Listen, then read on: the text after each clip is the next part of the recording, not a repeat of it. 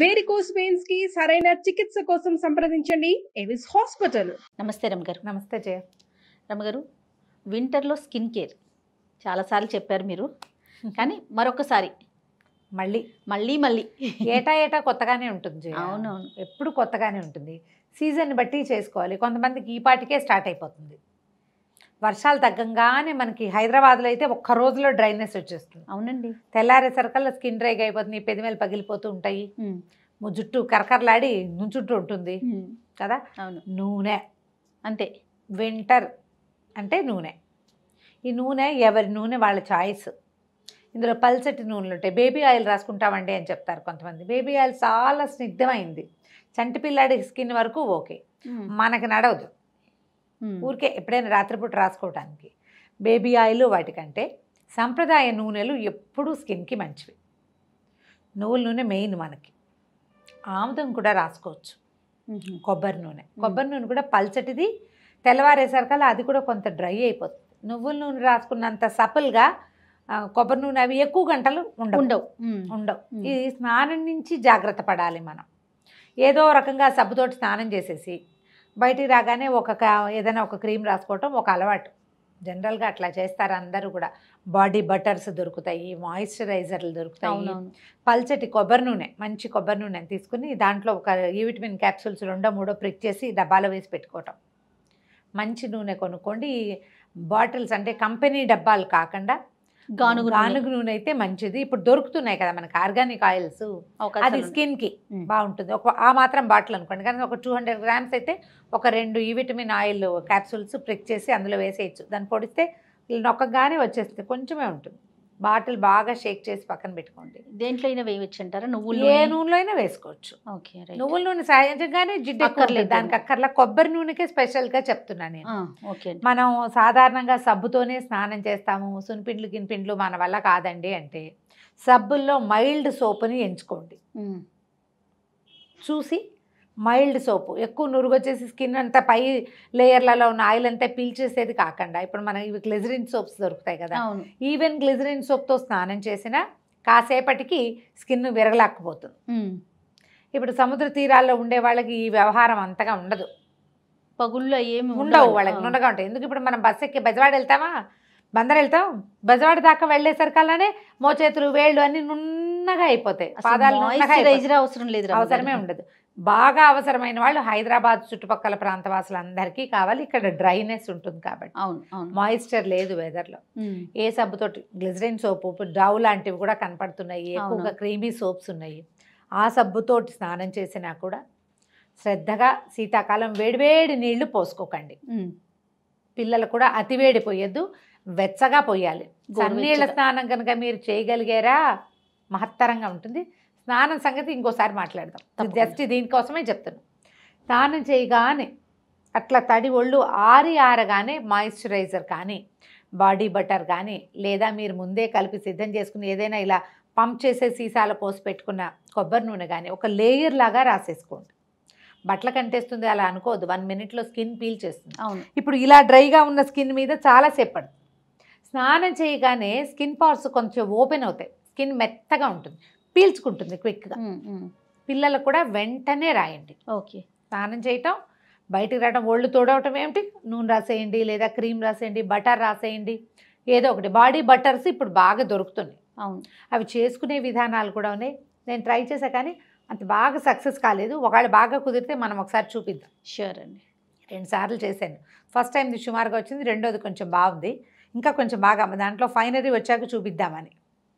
మనం ఏదైనా ఆయిల్స్ తయారు చేసుకుంటాం, మన కమలా తొక్కలు వేసి నూనె చేసుకుంటాము, అలాంటి ఆయిల్ చేసుకున్నా సరే లైట్గా ఒక లేయర్ లాగా నూనె రాసుకోండి. 1 మినిట్లో అబ్జర్వ్ చేసేస్తుంది, బట్టలు వేసేసుకోవచ్చు. ఆటే పైన క్రీములు రాసుకోవాల్సిన అవసరం ఉండదు.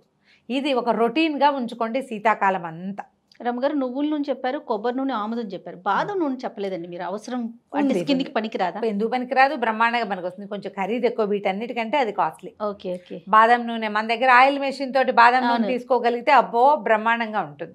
లాస్ట్ ఇయర్ తీసింది ఇంకా కొంచెం ఎంత ఉంది. బటర్లో కూడా అదే వాడాను నేను. బాదం నూనె కూడా రాసుకోవచ్చు మీ దగ్గర ఉంటే, కొనుక్కోగలిగితే.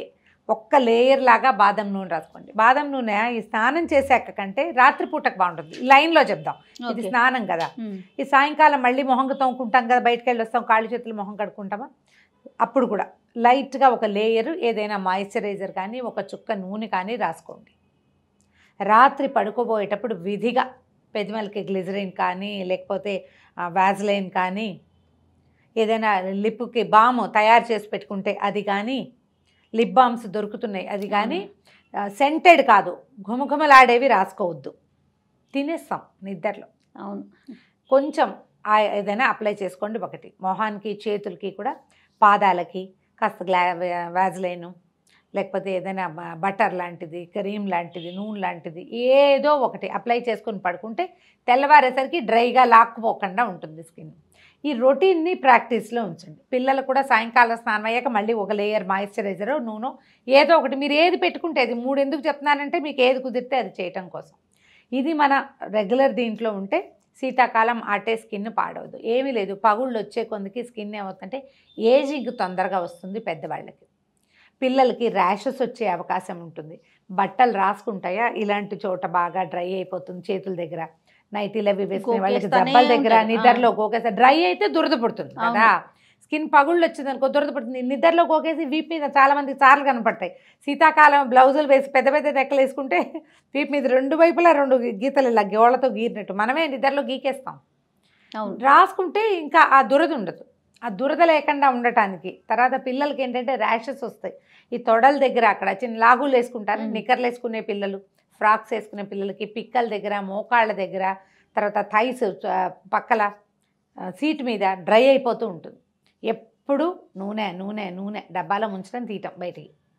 ఇలా కనుక ప్రాక్టీస్ పెట్టుకుంటే అట్టే పాడవదు. స్నానం చేసేటప్పుడు కూడా సోప్ వాడకుండా ఉంటాము అంటే శ్రద్ధగా సున్నిపిండి, శనగపిండి ఈ రెండిట్లలో ఏదైనా ఒకటి వాడుకోండి. ఈజీ సున్నిపిండి మెథడ్ ఏంటంటే మనం పెసలు పట్టించుకోవచ్చు. 1 కేజీ పెసలకి 1 గుప్పెడు బియ్యం వేస్తే 1 స్పూన్ మెంతులు కూడా వేయచ్చు. స్పూనే చెప్తున్నా, అంతకంటే అక్కర్లా.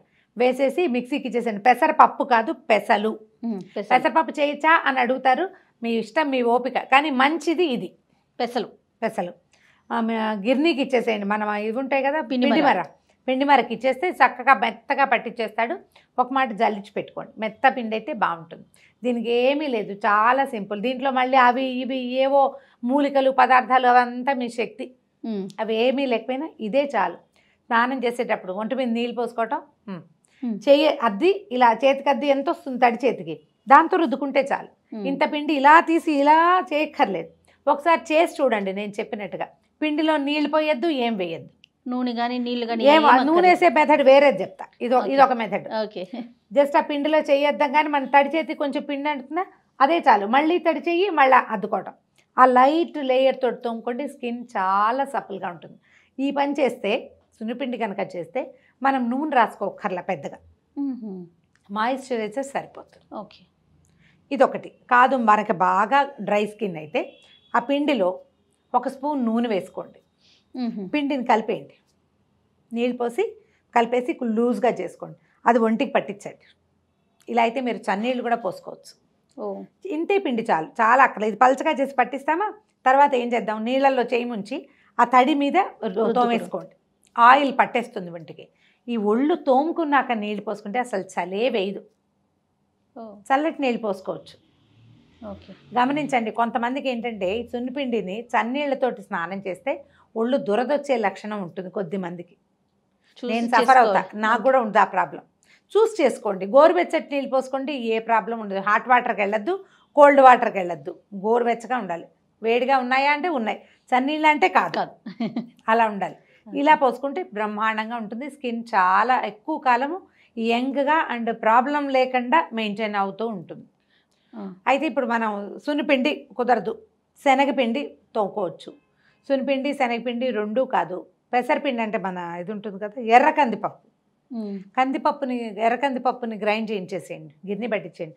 దాంట్లో ఇంకా బియ్యం ఏం వద్దు, ఎర్రగా పింక్గా ఉంటుంది. దాంతో కూడా ఒళ్ళు తోముకోవచ్చు. దాంతో ఒళ్ళు తోముకున్నా కూడా బాగుంటుంది. కొన్ని ఊళ్ళల్లో మినపిండితో ఒళ్ళు తోముకుంటారు, కొంచెం జిగురు ఉంటుంది మినపిండిలో. హెయిరీగా ఉండే వాళ్ళకి హెయిర్స్కి పట్టుకుని విసకటగా ఉంటుంది. ఓకే. మీ సొంతంగా ఏ రకమైన సున్నిపిండి అయినా చేసుకోండి. పిండితోటి కనుక ఒళ్ళు తోముకుంటే ఎక్కువ రోజులు స్కిన్ డ్రై కాకుండా ఉంటుంది, హాయిగా ఉంటుంది. కొంచెం రెండో పూట స్నానం చేయాల్సి వస్తుంది. ఎక్కువ పిండి పట్టించారనుకోండి, చెవుల వెనకాల అక్కడ పిండి లైట్గా ఉండిపోయి సాయంత్రానికి వాసన బాగుండదు, కంఫర్టబుల్గా అనిపించదు. సాయంత్రం కావాలంటే ఏ సోపు లేకుండా ఒట్టిగా వాష్ చేసుకోండి. ఇది అలవాటు చేసుకుంటే ఏంటంటే సీజన్స్లో మనం ప్రాణం హాయిగా ఉంటుంది. మనం రాత్రిపూట రాసుకునే నూనెలు బాదం నూనె రాసుకోవచ్చు, ఆముదం రాసుకోవచ్చు. ఈ రెండు చాలా బాగుంటాయి. వీటిలోకి ఇంకా మనం ఈ విటమిన్ ఆయిల్ కూడా వేయక్కర్లేదు. అది ఏంటంటే అది స్ప్రెడ్ బాగా అవుతుంది. ఓకే. ఒక్క చుక్కే, ఎక్కువ రాయాల్సిన పని ఉండదు, ఇంత పోసుకోవక్కర్లేదు. ఓకే. ఇలా ఈ శీతాకాలం తప్పకుండా ప్రతి శనివారమో బుధవారమో పెట్టుకుని ఒళ్ళు నలుగు పెట్టుకోండి, అభ్యంగనం చేయండి. ఒంటికి బాగా నూనె రాసుకొని స్నానం చేయండి. అప్పుడు కొంచెం బాగుంటుంది. మనం తలంటి పోసుకున్న రోజున మనం ఎలా ఉంటాం, ఫ్రెష్ ఫీల్ ఉంటుంది కదా, అది స్కిన్ హాయిగా గాలి పీల్చుకుంటుంది. 2-3 సార్లు కనుక నువ్వుల నూనె రాసుకొని స్నానం చేయగలిగితే ఇంకా బాగుంటుంది. అలా చేయలేకపోతే వారానికి ఒక్కరోజైనా అభ్యంగనం చేస్తే అంటే మైండ్ అండ్ సోల్ రిలాక్స్ అవుతాయి స్నానంతో. ఆ రకంగా ట్రై చేస్తే శీతాకాలాన్ని సింపుల్గా బీట్అవుట్ చేసేయచ్చు.